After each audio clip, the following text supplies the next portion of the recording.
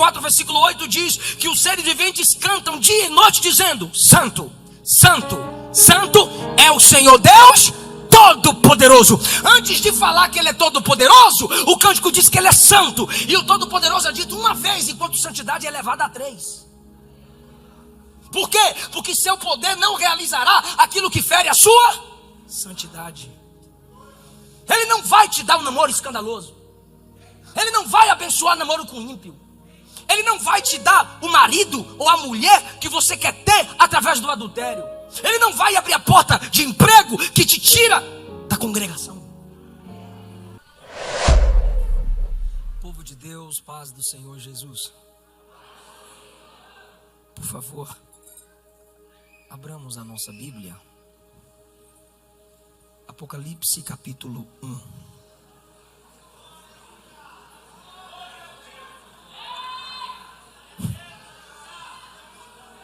Toda vez que eu venho pregar em São Paulo, que eu falo Apocalipse, eu uso assim, shh.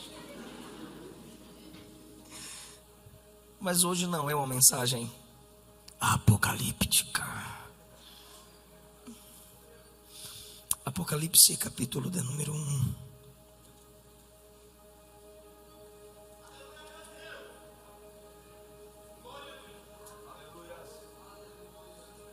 Isso é um copo?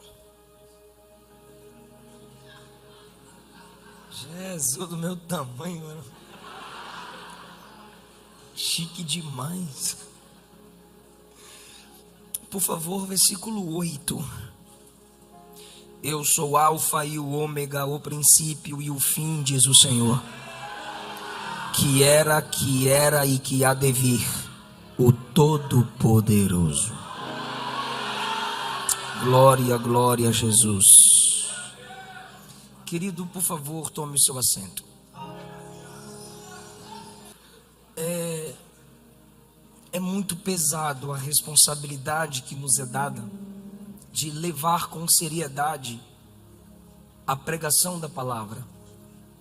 É algo tão pesado que alguns pastores ainda aumentam a responsabilidade. Em algumas igrejas, quando eu assumo a tribuna, tem um recadinho assim para mim, ó. Ao assumires o púlpito, pregue a palavra. Isso me faz temer e tremer ainda mais. Todos nós tememos e trememos ao assumirmos a tribuna ou o microfone ou estar diante da igreja. O maior medo não é a reação do público.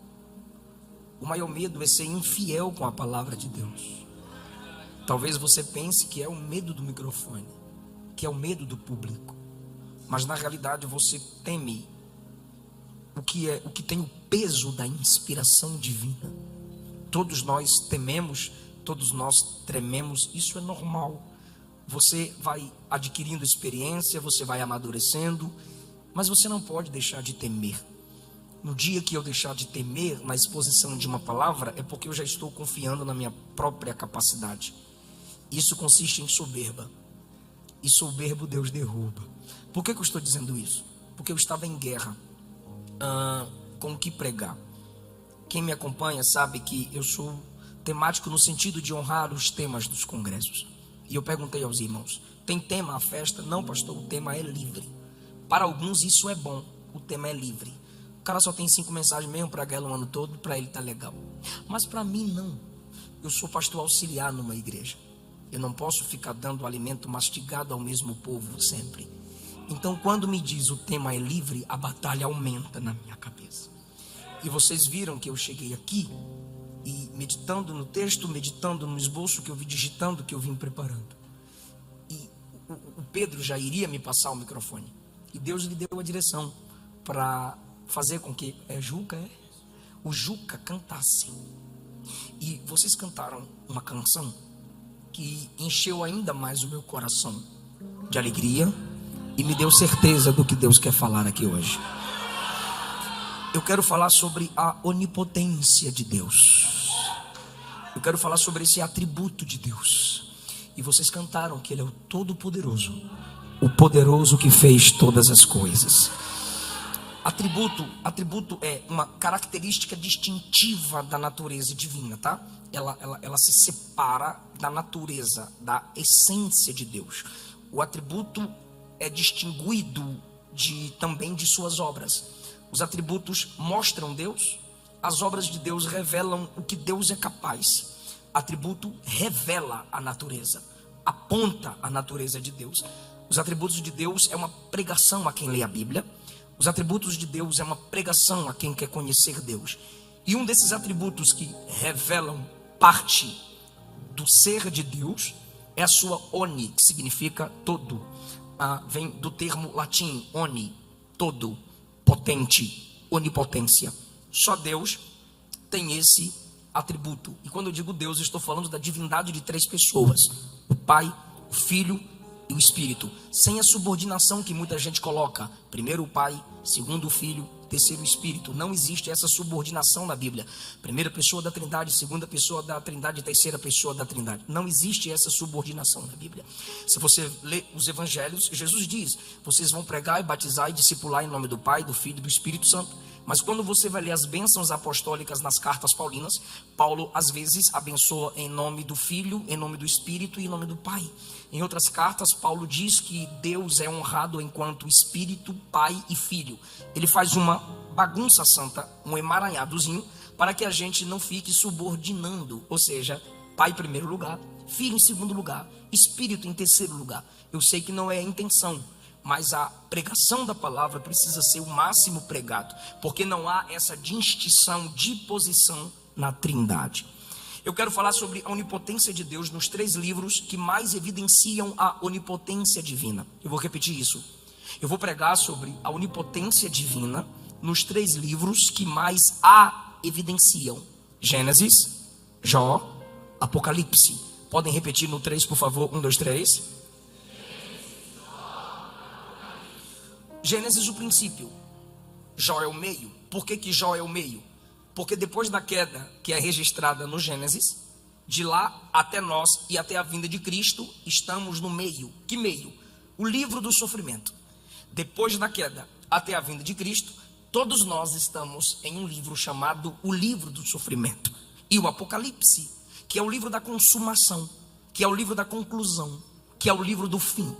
Então nós lemos versículo 8: eu sou Alfa, o princípio, eu sou o Ômega, eu sou o fim.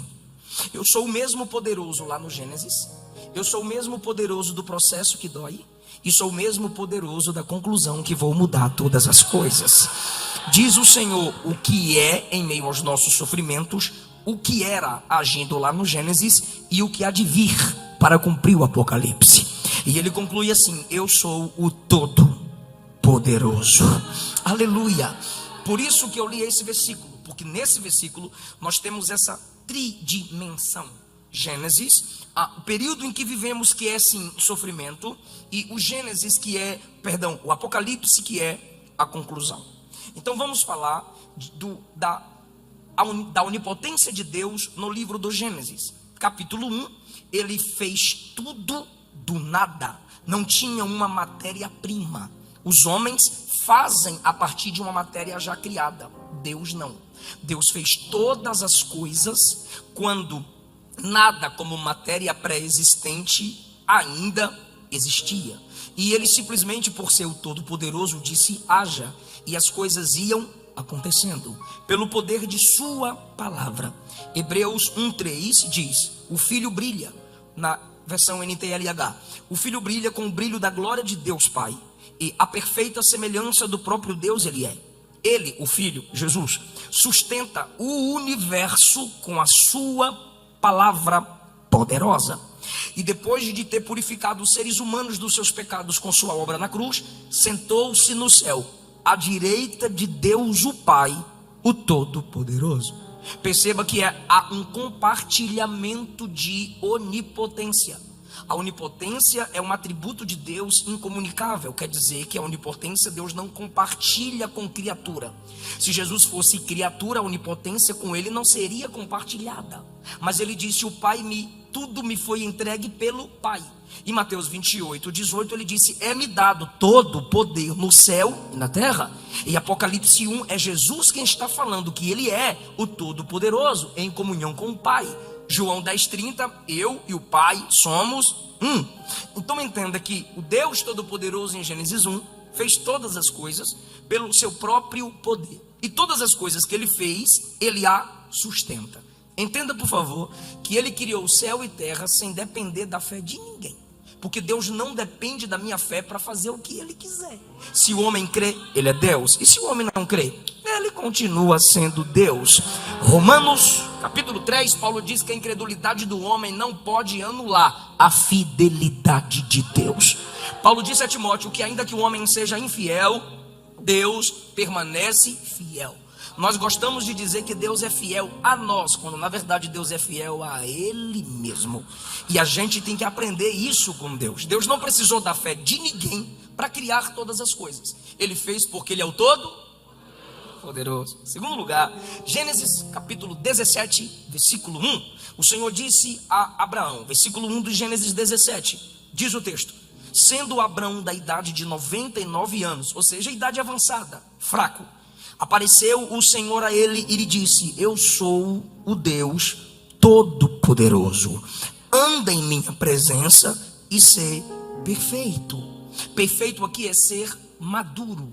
Mateus capítulo de número 5, versículo 48, Jesus nos ordena a buscar também um tipo de perfeição, que pelo modo que alguns entendem é impossível, mas do modo que Jesus disse, não.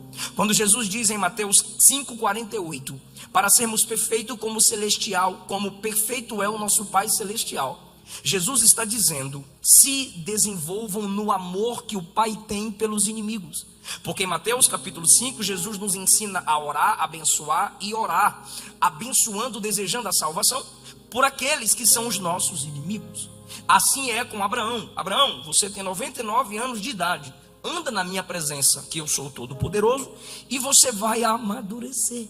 O cabra tem 99 anos de idade, Deus está o chamando para andar em sua presença, para ser maduro. O que é isso, pastor? É que maturidade não consiste em apenas anos de vida vivido, mas uma vida vivida na presença do Todo-Poderoso. Anda na minha presença e você vai amadurecer. Terceiro lugar, Gênesis 18:14. Deus está na casa de Abraão em forma teofânica. Deus em forma teofânica é Deus manifestando-se ao homem no Antigo Testamento, de um modo que o homem suporte essa presença. E Abraão, ali vendo o Senhor como um homem, com mais 2 varões, ele oferta um banquete. Após terem se alimentado, um dos varões dizem: onde está Sara? E Abraão responde: na tenda dela. E ela dentro da tenda, o Senhor aqui fora com Abraão e 2 anjos. E o Senhor diz a Abraão: no tempo determinado voltarei aqui e ela dará à luz a um filho. Ela tem idade avançada e ela é estéril. Ela vai dar à luz a um filho. A Bíblia diz que lá dentro da tenda, Sara fez assim, ó, riu dentro de si. Deus lá do lado de fora, ela está dentro da tenda e riu por dentro. Deus do lado de fora perguntou para Abraão: por que Sara está rindo? Diga para ela que no tempo determinado eu volto, e ela verá que não há nada impossível para Deus. Aleluia! Aí, irmão, no capítulo 17, Abraão riu da promessa. No capítulo 18, Sara riu da promessa. E no capítulo 21, Isaac nasce. Quando o menino nasce, Abraão pergunta: Senhor, que nome? Deus diz: Isaac, significa riso. Tu riu no 17, ela riu no 18, agora vai ter que rir a vida toda. Cada vez que olhar para o menino, vai ter que lembrar do meu poder. Gênesis 28:3, em quarto lugar: e Deus, o Todo-Poderoso, te abençoe e te faça frutificar e te multiplique, para que sejas uma multidão de povos. É a bênção de Isaac transmitida a Jacó pela palavra patriarcal, porque os patriarcas, conforme o Salmo 105 diz, eram profetas. Então eles abençoavam falando, repetindo o Gênesis 1, que Deus abençoava depois que falava, disse Deus: isso é bom. Assim Deus abençoou a sua obra. Então vem o patriarca Isaac e abençoa o seu filho Jacó, dizendo: o Deus Todo-Poderoso vai te abençoar, vai te frutificar e te multiplicar, para que você seja uma multidão de povos. Isaac estava profetizando a nação de Israel e a igreja inteira reinando na terra depois da volta de Cristo. Em quinto lugar, Gênesis 43, 14. Eu disse que eu escolhi esses 3 livros porque são neles que a onipotência divina é mais evidenciada. Na conclusão, a gente trabalha com melhores aplicações para as nossas vidas nos dias de hoje. 43, 14 diz: e Deus, o Todo-Poderoso, vos dê. Agora já é o pai Jacó, que foi abençoado por Isaac, que está ministrando a palavra sobre seus filhos. O Jacó, abençoado pelo Todo-Poderoso, agora está abençoando seus filhos também pelo Todo-Poderoso. 43, 14. E Deus, o Todo-Poderoso, vos dê misericórdia diante do homem, para que deixe vir convosco o vosso outro irmão e Benjamim, e eu lhe seja desfilhado ficarei, que é o medo de perder o filho. José está no processo de teste com seus irmãos, e quando Jacó ouve que Benjamim está correndo risco de ficar e de não mais voltar para ele, aquele medo que ele já sentia por ter perdido José e agora vai perder outro, ele deseja que o Todo-Poderoso dê misericórdia a quem está conversando com José, o poderoso no Egito. Ele não sabe, mas era Deus que já estava trabalhando para unir aquela família novamente ali no Egito perante José. Então o desejo do velho era que Deus vos dê misericórdia diante de José, e que não tire Benjamim de mim, como vocês tiraram José de mim. Então entenda, José é um homem, é um governador, Jacó não o conhece, e à distância Jacó ora para que Deus coloque misericórdia no coração de José, e assim José esqueça a mágoa e não trate seus irmãos do mesmo modo que seus irmãos o trataram. Isso é maravilhoso. A oração de Jacó pedindo que Deus coloque misericórdia no coração de José, para que José não trate seus irmãos do mesmo modo que eles trataram José, é uma oração que eu oro por muitas mulheres feridas pelos seus maridos. É uma oração que eu faço por muitos filhos feridos pelos seus pais. É uma oração que eu faço por muitas ovelhas feridas por muitos pastores. Que Deus coloque misericórdia no seu coração, que a mágoa não te vença, que o passado não te destrua, que você invista no futuro apesar de um passado de dor. Que Deus te dê graça para perdoar. Ele é todo poderoso, Ele é maior do que as suas feridas. Aleluia. Sexto lugar, Gênesis 48, 3. Mais uma vez Jacó libera uma palavra de bênção. Jacó disse a José: o Todo-Poderoso me apareceu e me abençoou. Aleluia. Jacó está testemunhando a José que ele foi alguém abençoado pelo Deus que essa igreja serve, o Deus eterno e todo-poderoso. É maravilhoso um pai passar para o filho as suas experiências com Deus. É por isso que os pais devem orar, é por isso que os pais devem clamar ao Senhor e transmitir aos seus filhos a onipotência divina através de suas experiências. Segundo livro da onipotência divina é o livro do sofrimento. Primeiro, a onipotência está lá no começo, Gênesis. Segundo, a onipotência está no sofrimento. Depois da queda, estamos em meio ao sofrimento. Jó foi um homem que não sabia o motivo de sua provação, mas foi provado. Sua mulher não sabia o motivo de sua provação, não entendeu muita coisa, mas permaneceu com ele até o fim. O diabo coloca o caráter de Jó em xeque, e Deus acreditava tanto em Jó, que Deus disse: vai lá, toca tudo no que ele tem, e ele não vai blasfemar contra mim. Deus acredita e Deus conhece, porque Ele é onisciente. E Deus vai dar graça a Jó para que vença as artimanhas de Satanás. Depois que temos as palavras de Satanás, as palavras da mulher de Jó, chegam os amigos de Jó. E aí o diálogo teológico dos amigos de Jó, escute bem, o diálogo teológico dos amigos de Jó concernente a Jó não são corretos. O próprio Deus disse no capítulo 42 que eles não disseram o que era justo de Deus a Jó. Eles não disseram o que era justo sobre Deus a Jó. Ou seja, eles não tinham conhecimento de causa. Eles não sabiam o que estava acontecendo. Então eles se valiam de sua teologia limitada para tentar consolar Jó. Capítulo 6, versículo 4, no diálogo com eles, Jó diz: as flechas do Todo-Poderoso estão em mim, são semelhantes a veneno que arde, que suga meu espírito.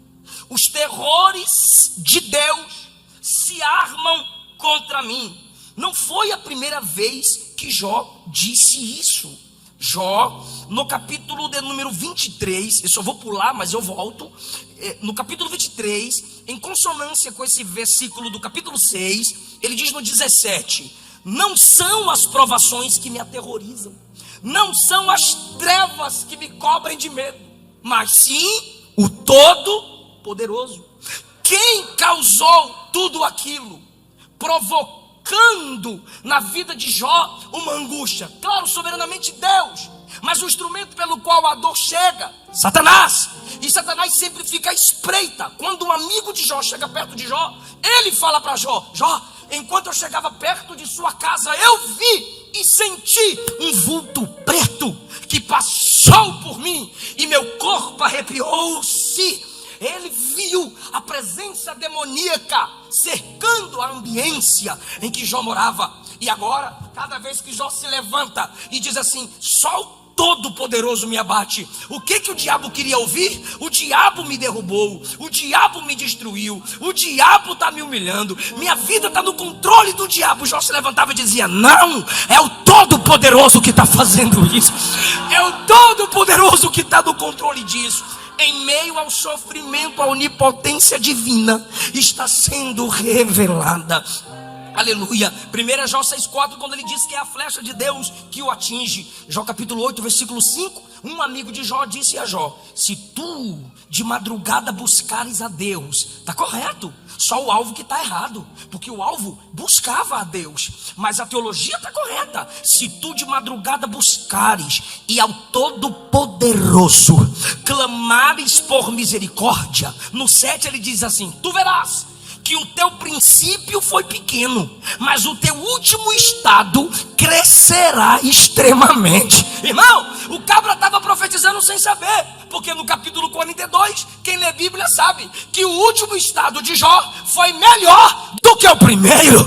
O que ele havia perdido, Deus lhe restituiu em dobro. Isso é maravilhoso. O camarada quer ofender Jó, mas acaba sendo profeta para a vida de Jó. Por quê? Porque é o Todo-Poderoso que estava no controle da vida de Jó em meio ao sofrimento, como também está no controle da nossa vida em meio ao sofrimento. Para nós, Deus só é o Todo-Poderoso se der tudo ok, se der tudo certo. Não, o Todo-Poderoso permite também que certas coisas deem erradas, para que você se torne uma pessoa melhor. E pastor, esse dar errado é o quê? É não ser como você planeja, mas Ele, como Todo-Poderoso, já sabe como é o começo, o meio e o fim. Aleluia.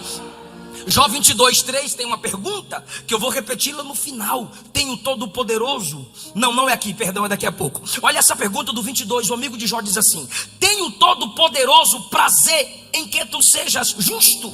Ou algum lucro que tu faças perfeito os teus caminhos? Essa pergunta aqui é ambígua, mas dá pra gente entender. Eu disse que a teologia deles era falha porque eles não tinham compreensão do que acontecia com Jó. Olha a primeira pergunta: tem o Todo-Poderoso prazer em que tu sejas justo? Tem. Claro que Deus tem prazer em que eu pratique a justiça. A segunda pergunta, só que a pergunta é retórica. Quando a pergunta é retórica, a resposta já está implícita na pergunta. Se ele está fazendo a pergunta, ele está falando para Jó que Deus não tem prazer que Jó seja justo. Agora, a segunda pergunta é: algum lucro há em Deus se você tornar seus caminhos perfeitos? Aqui a resposta é não. Se você for santo, Deus continua sendo Deus. E se você for pecador, Deus continua sendo Deus perfeito como Ele é. Ou seja, eu ser melhorzinho em alguma coisa não vai alterar nada em Deus. Então a segunda parte está ok, a primeira parte não está muito ok, mas o que importa é que ele está reconhecendo que o Deus de Jó é o todo poderoso. Capítulo 22, versículo 15, mais uma teologia do amigo de Jó, conversando com Jó. Capítulo 22, versículo 15. Será que você quer andar nos caminhos que os maus têm seguido desde os tempos antigos, Jó? Eles morrem de repente como se fossem levados por uma enchente. Aqui o amigo já está pensando que Jó quer desviar. Eles morrem de repente como se fossem levados por uma enchente. E a Deus eles dizem: deixe-nos em paz. E eles comentam: o que pode o Todo-Poderoso fazer em nosso favor? Aí olha o que ele diz no 18: foi Deus quem encheu de coisas boas as casas dos maus. Isso é assustador. É você lembrar do Salmo 73 ou do Salmo 84. O amigo teólogo de Jó está dizendo: é Deus que enche a casa do mal de coisas boas. É o Todo-Poderoso que faz isso.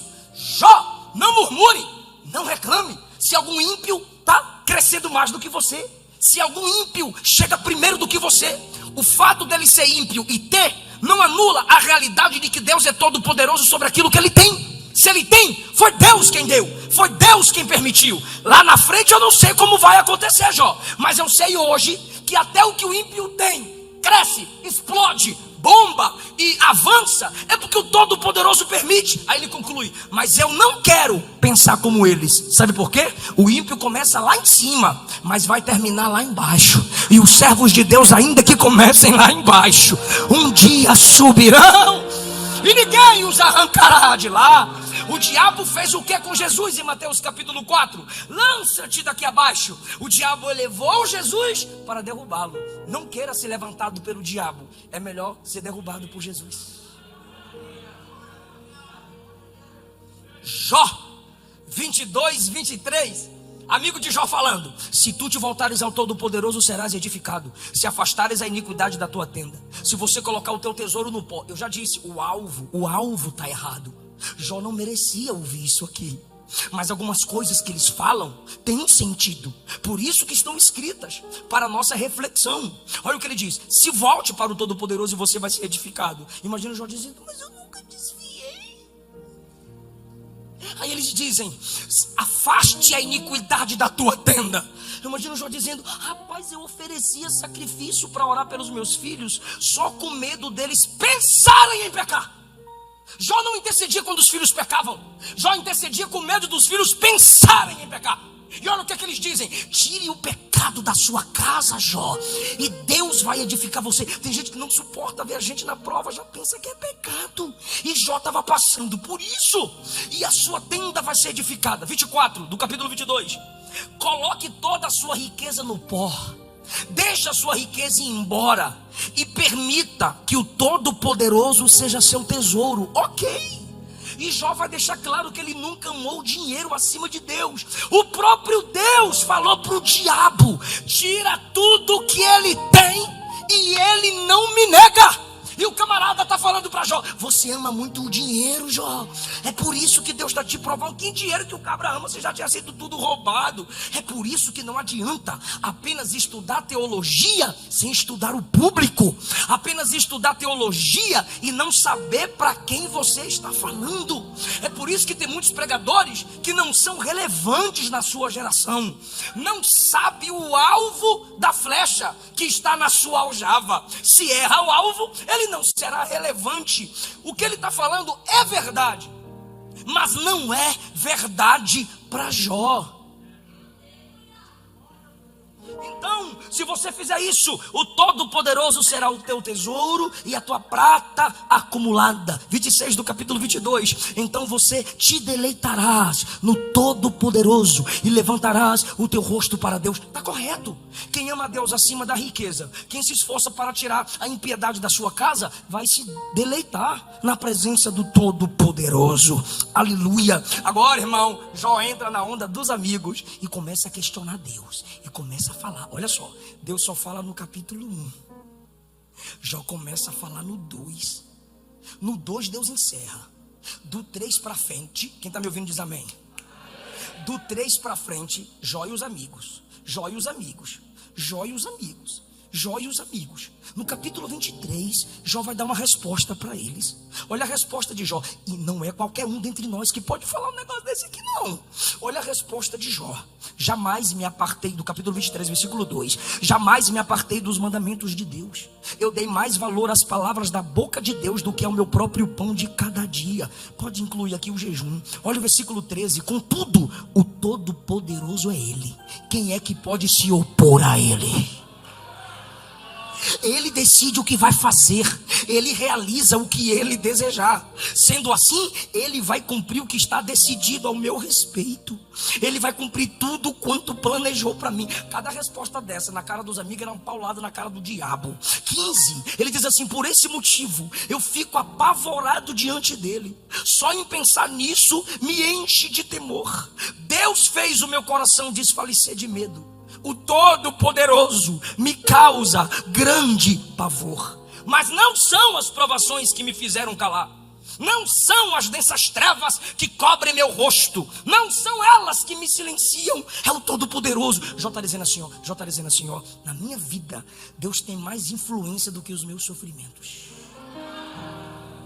Você já meditou no texto que Jesus vem andando sobre as águas e aquieta a tempestade e acalma o coração dos discípulos? E você já leu o texto que quando Jesus levanta no barco e diz assim: mar, aquieta-te, vento, vaza.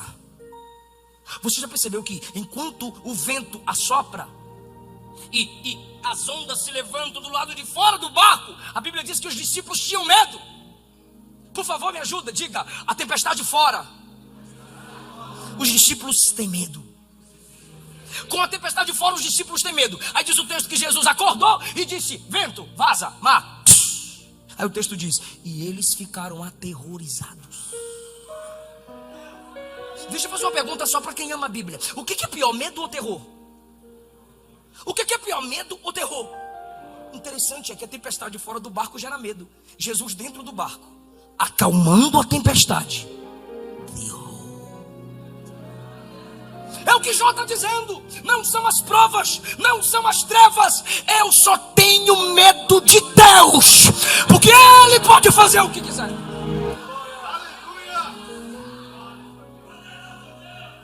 24, ele faz uma pergunta: por que o Todo-Poderoso não estabelece um tempo de julgamento geral sobre a terra? Sabe o que ele está dizendo? Por que Deus só faz isso comigo? Por que Ele não julga todo mundo? Vocês estão dizendo que é por causa dos meus pecados. Então, se Ele é justo, que Ele julgue a todos e não somente a mim. Daqui para frente, ele desvia dos amigos e começa a falar com Deus. Por quê? Só perguntas. Por quê? Só perguntas. Por quê? Aí no 39 Deus chega e diz assim: bora conversar nós dois agora. Do 2 ao 38, só você e seus amigos. Agora é nós dois.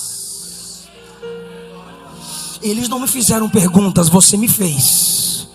E tem um método de resposta. Qual método, pastor? Fazendo outras perguntas. Porque quem pensa que é inteligente fazendo pergunta, Deus vai mostrar sua sabedoria também fazendo perguntas. Agora, quando Jó começa a questionar o céu, eu vou ler. Capítulo 39, a partir do versículo 1, versículos selecionados. Só me escuta e depois você assiste aí a transmissão. Aí Deus chega diante de Jó e diz assim: você sabe quando os cabritos selvagens nascem ou quando nascem as corças? Jó diz: não. Aí no 5 Deus diz: quem deu a liberdade aos jumentos selvagens? Quem os fez andar soltos à vontade? Aí Jó: não fui eu não. Aí no 9 Deus diz: será que um touro selvagem vai querer trabalhar para você? Não.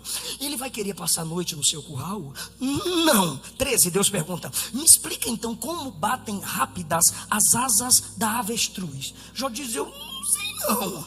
Você já percebeu que nenhuma avestruz voa como a cegonha? Jó diz: No 17 Deus responde: fui eu que fiz tudo isso. 19, foi você quem fez os cavalos fortes? Não. Foi você que enfeitou o pescoço deles? Não. Foi você que ensinou o gavião a voar? Não. Foi você que fez as asas da águia se abrir? Não. Então cala a boca do povo, que o Todo-Poderoso sou eu. Eu faço como quero, do jeito que eu quero.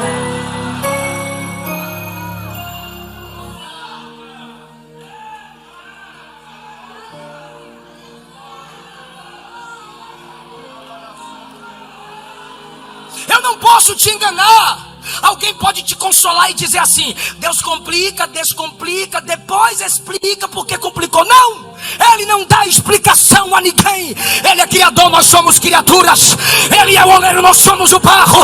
Ele é pai, você é filho dependente.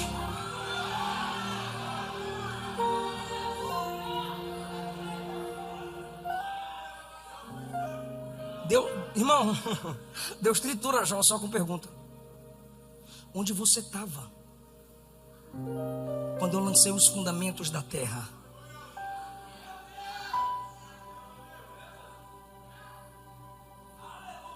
E os anjos cantavam alegremente. Aí Deus diz assim: responde. Você me desafiou. Responde. Cinge como homem. Deus diz isso a Jó. Coloca a roupa de varão. Fica em pé. Me responde. Aí Jó se desmancha, cai de joelho e diz assim: bem sei eu que tudo podes, e nenhum dos teus planos podem ser frustrados. O maior consolo para a sua vida não é coach, nem falso profeta, nem música antropocêntrica. O maior consolo para a sua vida é saber que Deus é o Todo-Poderoso e está no controle da sua história.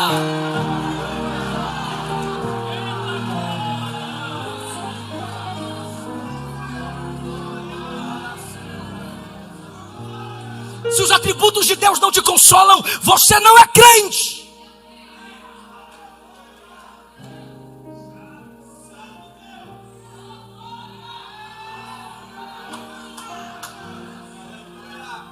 Ele é o Todo-Poderoso no começo de tudo. Ele é o Todo-Poderoso em meio aos nossos sofrimentos. E Ele se mostrará Todo-Poderoso no fim. O que Ele disse em João 13 é válido. Você não está entendendo nada agora, mas vai entender depois. Apocalipse 1:5, João começa e Jesus termina. Pode repetir isso? João começa e Jesus termina. Vai lá. Não, presta bem atenção. João falando: Ele é a fiel testemunha. Versículo 5. João falando: Ele é o primogênito dentre os mortos. João falando: Ele é o príncipe dos reis da terra. João falando: Ele é aquele que nos amou. João falando: Em seu sangue nos lavou dos nossos pecados. João falando: Nos fez reis e sacerdotes. João falando: A Ele seja glória e poder para todo sempre. João falando. Quando João diz amém, ele conclui: não, tem mais, escatologia. Ele vem com as nuvens. João falando. E todo olho verá. João falando. Até mesmo aqueles que o traspassaram. João falando. E todas as tribos da terra se lamentarão sobre ele. Sim, amém. Quando João diz amém, Jesus brada no 8: eu sou o alfa, eu sou o ômega, eu sou o princípio e o fim, o Todo-Poderoso, que era, que é e que há de vir.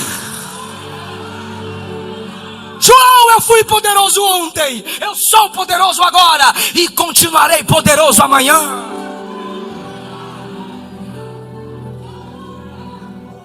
Apocalipse capítulo 5, versículo 6. João está diante do trono e de repente ele vê um livro que é a história da humanidade. Ele quer saber o futuro, porque crente é curioso. E o anjo pergunta: quem é digno de abrir o livro e desatar os 7 selos? Aí João, vocês vão ver, que repara, vai abrir o livro agora. Aí João olha no céu e diz: ninguém. Aí João diz: eu vou olhar na terra. Olhou para a terra: ninguém. Aí João diz: eu choro. Eu vou chorar. Eu quero saber do futuro. E como ninguém abriu para revelar, eu vou chorar. Aí quando João chora, o ancião diz: chora não, chegou. Chegou. Uai, então por que quando João procurou no céu? Isso aqui eu não vou repetir não, tá? Por que quando João procurou no céu, o digno não foi achado? Porque ele ainda não tinha chegado. E por que quando João olhou para a terra, o digno não estava lá? Porque ele já tinha saído. Eis aqui o leão de Judá. O descendente de Davi que venceu para abrir o livro e desatar os 7 selos. O ancião estava dizendo: João, ele tem poder para revelar a história, porque ele escreveu a história. Ele é o dono da história, João. Aí João vira para ver. João diz assim: virei-me para ver, e vi um cordeiro no trono. Porque todos os cordeiros oferecidos eram isso, cordeiros dados. E quem é Jesus? Presente do Pai. Então os cordeiros oferecidos eram presentes dos homens para Deus. Jesus é o presente de Deus para os homens. Por isso que só Jesus resolve o que todos os cordeiros oferecidos não puderam resolver. Hebreus de 8 a 10. Aí diz assim, ó: olhei e eis um cordeiro no meio do trono, humildade que reina. Como havendo sido morto, Jesus tem a marca da cruz até hoje no céu, com 7 chifres, plenitude de poder, e 7 olhos, onisciência, que são os 7 espíritos de Deus enviados à terra. A 7ª manifestação do Espírito quer dizer que através de Cristo, o Espírito, através do Espírito, Jesus conhece todas as coisas na terra. Ele é apresentado como cordeiro com 7 chifres, porque o chifre, você sabe, é a força do animal. Sendo o Apocalipse um livro simbólico, está mostrando Jesus como o poderoso Redentor. Apocalipse 16, 7, estamos caminhando para a conclusão. Diz assim: ouvi do altar uma voz que dizia: o Senhor Deus, Tu és o Todo-Poderoso, justos são os Teus juízos. Capítulo 19, versículo 6 diz assim: ouvi a voz de uma grande multidão, como voz de muitas águas, e como voz de grandes trovões, que diziam: aleluia! Pois já o Todo-Poderoso reina. E a parte que todo crente gosta, quem tem sua esperança na vinda de Jesus, na vinda de Jesus, Apocalipse 19, 11 a seguir: vi o céu aberto, eis o cavalo branco, e o que está sentado sobre ele se chama Fiel e Verdadeiro. Ele julga e peleja com justiça. Seus olhos são como chamas de fogo. Sua cabeça há muitos diademas, são muitas vitórias. E ele tem um nome escrito que ninguém sabe, senão ele mesmo, porque ele é onisciente. Ele está vestido com a veste tingida em sangue, porque ele vai lutar contra os inimigos na guerra das nações. E o nome pelo qual se chama é a palavra de Deus. A Bíblia é a palavra escrita, Jesus é a palavra encarnada. 14. E ele desce do céu acompanhado pelos exércitos em cavalos brancos, vestidos de linho fino, branco e puro. A igreja descendo com Jesus para defender Israel. Versículo 15: da sua boca sai uma espada aguda, para com ela ferir as nações que vão cercar para destruir Israel. E ele vai reger as nações com vara de ferro. É ele quem pisa o lagar do vinho, do furor, da ira do Deus Todo-Poderoso. Perceba que João está dizendo que ele pisa o lagar. Vai ser muito sangue quando Jesus vier para destruir os seus inimigos e os inimigos do povo da sua aliança. E ele pisa o lagar do furor e da ira do Todo-Poderoso. Por que a minha geração só quer conhecer o Todo-Poderoso milagreiro e não o Todo-Poderoso que se ira? Mateus registrou as seguintes palavras de Jesus: não tenha medo do homem que só pode matar o corpo. Tenha medo de Deus, que pode fazer o seu corpo e sua alma perecer no inferno.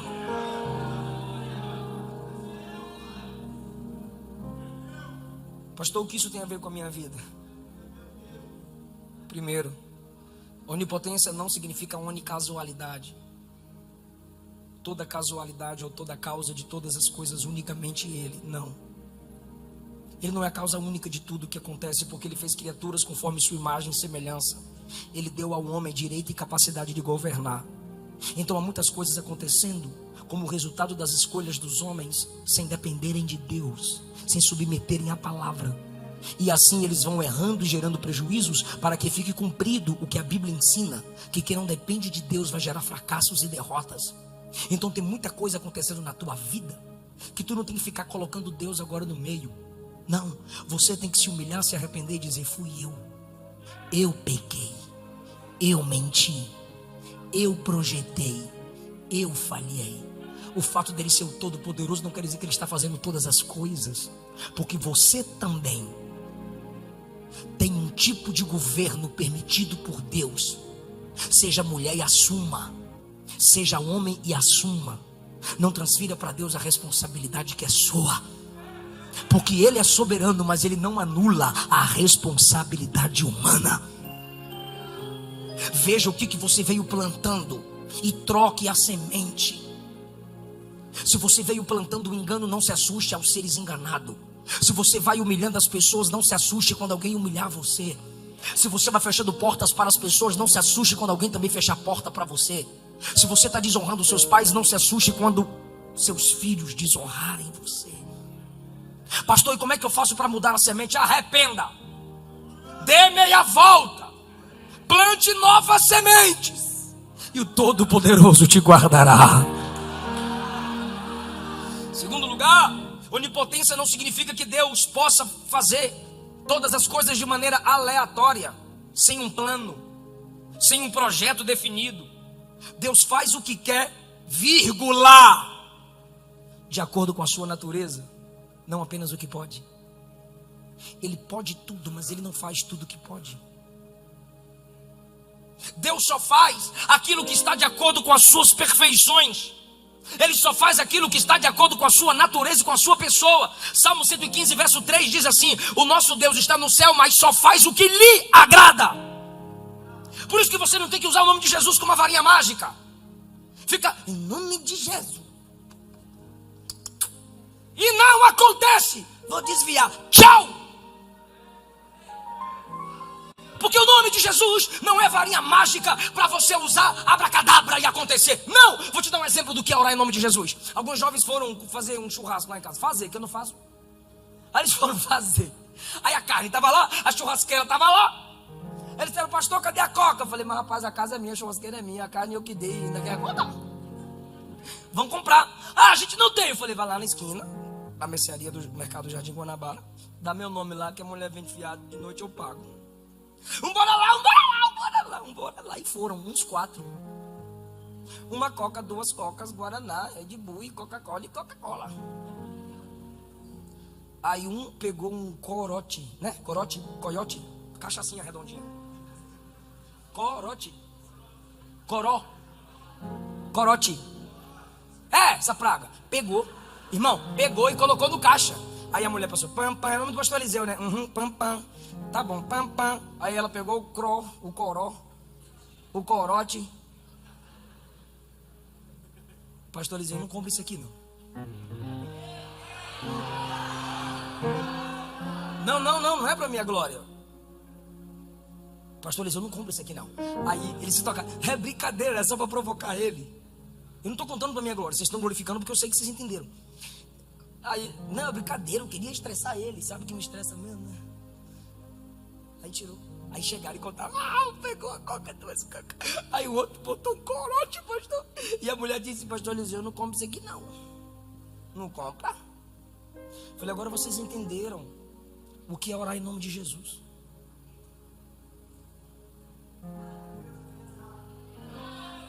Aí eles: como assim, pastor? Eu falei: vocês só poderiam comprar com crédito do meu nome o que eu compraria.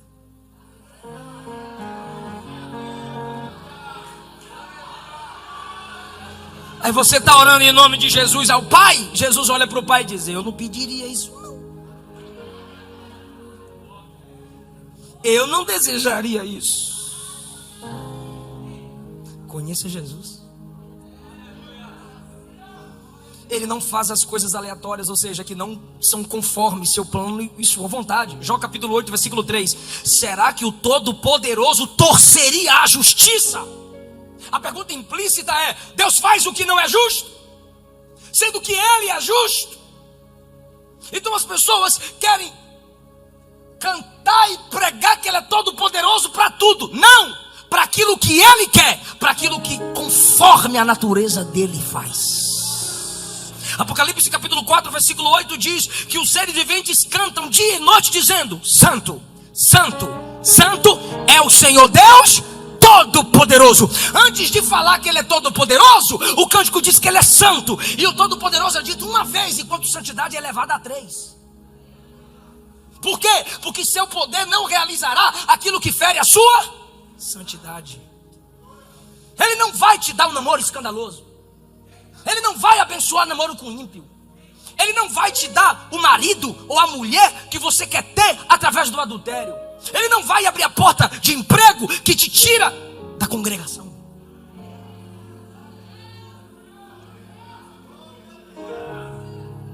Último lugar, Deus não é um poder. Deus é uma pessoa. Último lugar, me ajude. Deus não é um poder. Deus é uma. Fala para o vizinho, por favor, diga: com atributos não há relacionamento. Com a pessoa, sim. Quando João pensou no atributo da onipotência, ele disse assim: isso me causa medo, isso me causa terror. Mas quando a pessoa de Deus se manifestou, ele caiu de joelho e disse: eu sei que o Senhor tudo pode, e nenhum dos teus planos se frustram. Antes eu te conhecia só de ouvir, agora eu estou te vendo. Por que eu estou dizendo isso? Porque tem pessoas que têm relacionamento com o atributo de Deus. Você quer aceitar Jesus? Não. Você quer largar o pecado? Não, é bom demais. Você quer servir a Deus? Não, ainda não. Ok. Mude a pergunta agora. Rapaz, tem um profeta ali que faz uma campanha e tem o corredor do fogo, a vassoura do manto. Olha, revela CPF. Ó, e tudo que profetiza acontece. Eu vou lá, Deus tem poder mesmo, eu vou lá. E a casa lota. Fale do poder de Deus. Fale da onipotência para fazer milagre, para curar, para abrir porta, para dar carro, para dar chave. A casa lota. Por quê? Alguém está me ouvindo pregar aqui? Porque as pessoas foram acostumadas a se relacionarem com o atributo da onipotência. Olha a diferença no Salmo 103, verso 7. Deus revelava seus planos a Moisés, enquanto Israel via suas obras. Ou seja, Israel via quando já estava feito. Moisés sabia quando Deus ia fazer, por que Deus iria fazer e até quando Deus faria. Por quê? Porque Moisés tinha relacionamento com a pessoa e não com o atributo. Quando se tem um relacionamento com a pessoa, você conhece a vontade dela, sim ou não? Quando você lê Bíblia, você sabe o que Deus vai fazer e o que Deus não vai fazer. Mateus capítulo 8, versículo 2 diz assim: veio um leproso até Jesus, escute bem, se prostrou e disse: Senhor, se tu quiseres, tu podes me limpar. Irmão, isso é maravilhoso, porque ele não duvida do poder, ele duvida do querer. Repito, se tu quiseres, condição, tu podes, eu sei, me limpar. Olha o que Jesus faz. Eu quero, fica limpo. Ficou limpo.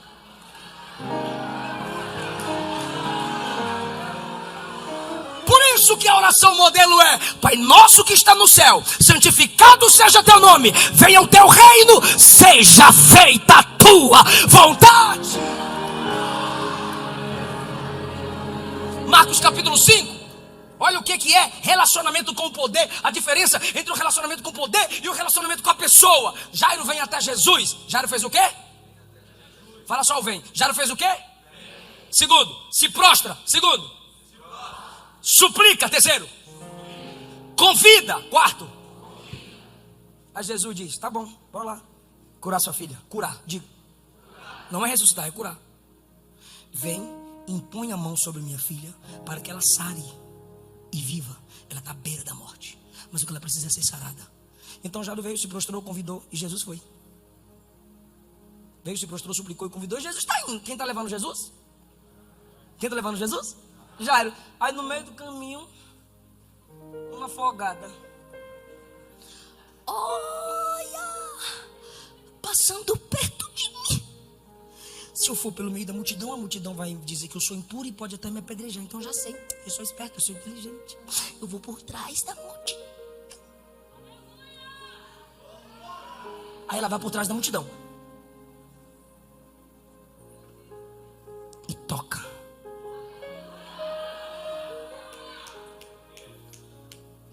Quem está levando Jesus? Quem convidou? Quem se prostrou? Quem suplicou? Então quem pagou o preço? Então Jesus está preparado para fazer milagre na casa de quem? Afogada que não paga preço algum, diz: não precisa esse compromisso todo.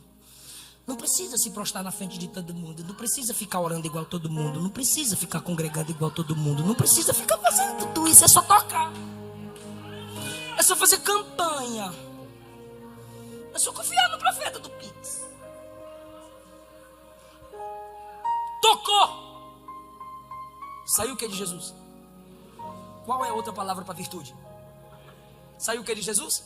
Poder. Aí diz o texto: ela sentiu estar curada. Ela sentiu. Por quê? Porque o poder começou a curá-la, não terminou. Porque existem cura que é processo. Por isso que tem gente que não entende. Vai lá na Universal e o cara fala: em nome de Jesus tem cura. E tem mesmo. Mas existem curas, existem mudanças que é processo. Jesus só começou. Aí a pessoa pensa que porque ela deu um envelope, Jesus já decretou, já fez tudo de vez. Nem sempre. Aí no processo ela diz: não aconteceu do jeito que eu queria. Aí vai para o YouTube falar mal da Universal. Ela sentiu estar curada porque o milagre começa. E ela: o sangue estancou. Tchau, com licença, tchau, tchau, com licença, tchau. Vazou e Jesus parou. Quem me tocou? Quem me tocou? Porque de mim saiu o poder. Não se esconda, não se oculte. Eu não tenho discípulo 007. Quem me tocou? E ela perna para quem tem. E Jesus diz: eu não saio enquanto você não chegar. Ainda bem que a multidão era grande, ela tinha dificuldade de sair. Jesus parou e perguntou: quem me tocou? Pedro, afoito como sempre: o senhor está bem? A multidão te aperta e tu está preocupado com tudo. Jesus não é nordestino igual eu. Senão ele diria: eu não perguntei quem apertou, perguntei quem tocou. Quem me tocou? Se apresente. Aí diz o texto: e a mulher veio. Aprendeu na frente de todos, côncia do que nela se operara. Prostrou-se e disse: prostrou, igual Jairo, veio e se prostrou. Prostrou.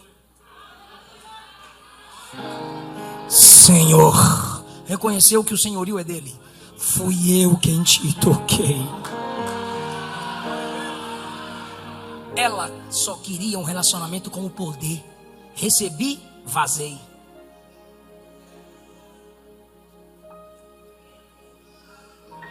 Fez planos, colocou diante de Deus. Pela graça Deus abençoou e você vaza. A igreja apoiou, a igreja acreditou. Cabra abre mão do ministério. Para de trabalhar para o reino. Não vou falar não, vocês fazem polêmica. Não. A igreja honra. A igreja dá nome. A igreja compartilha. Mas daqui a pouco começa a tropeçar e a igreja pede satisfação, porque a igreja cuidou de você, a igreja honrou você, convidou você, sustentou você, a igreja acreditou no seu nome. E de repente você começa a abandonar a igreja e vira político sem ter chamada para isso. Você começa a abandonar a igreja e diz: eu só canto em show pago, não canto, não prego a igreja. Eu só prego agora com bilheteria fechada. Não me agende a igreja. É gente que tem intimidade com a virtude, com o poder, e vaza. Mas Jesus está dizendo: se apresenta, volta para o lugar onde você começou a ser honrado. Quem foi que me tocou? Não adianta as pessoas quererem apenas relacionamento com o poder. Jesus olhou para ela e disse: filha! Ela seria simplesmente uma mulher que tocou e começou a ser curada. Mas Jesus está dizendo: não é para ter relacionamento só com o que eu posso fazer, é relacionamento com a minha pessoa. Filha, filha, filha, a tua fé te salvou. Vai em paz e ser curada. É agora que ela é curada, no relacionamento, não no toque.